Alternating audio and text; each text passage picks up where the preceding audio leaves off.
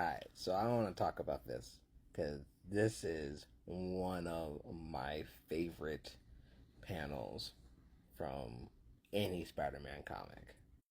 Alright, so y'all know me. I'm getting caught up on a lot of my reading, but this actually is a look back into the past. This is during the Superior, wow, I just butchered that, Superior Spider-Man run by Dan Slott.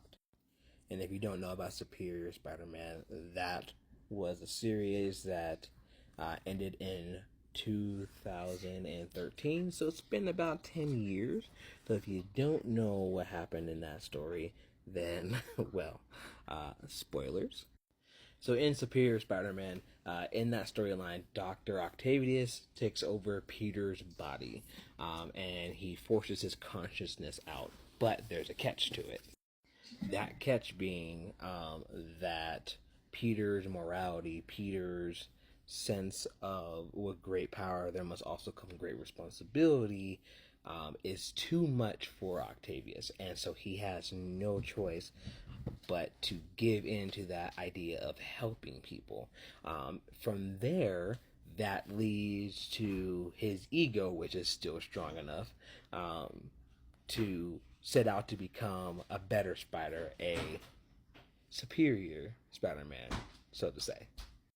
So during that time, as Otto Octavius is setting out to become a better, superior Spider-Man, he is doing all the good things. He makes Peter's life better, all the good stuff, right? It's a whole thing. I don't want to spoil too much for y'all, but y'all go read it for yourself.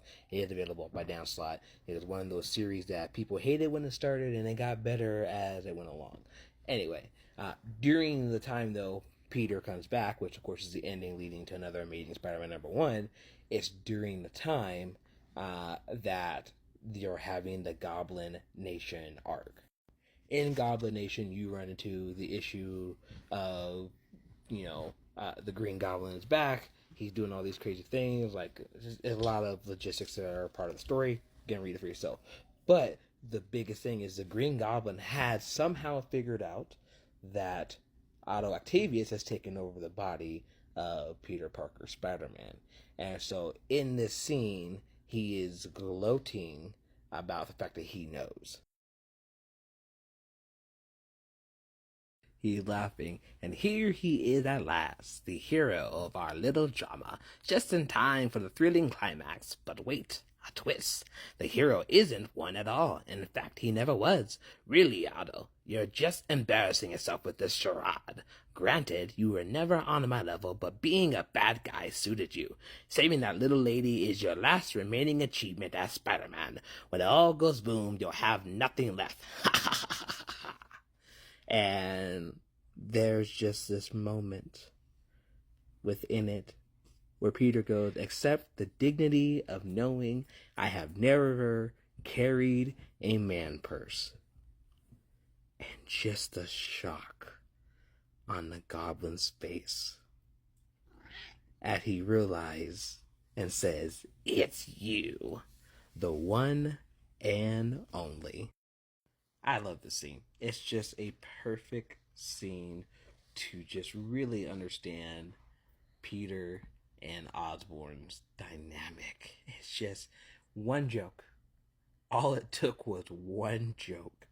And the Goblin realized that some way, somehow, the original, the OG Spider-Man was back. And it's just a perfect scene. It's a perfect way to just introduce that Peter is back. Before that, you had the whole conversation between Peter and Octavius in his mind, but just a beautiful scene because it shows that no matter what, there's only one Spider-Man. So if you haven't yet, check out Superior Spider-Man. It's a phenomenal run. Dan Slott is one of my favorite Spider-Man writers, specifically because of Spider-Verse. Maybe one day I'll do a Spider-Verse storyline so y'all can see just how beautiful the original is and why the movie, while not the same storyline, is still great.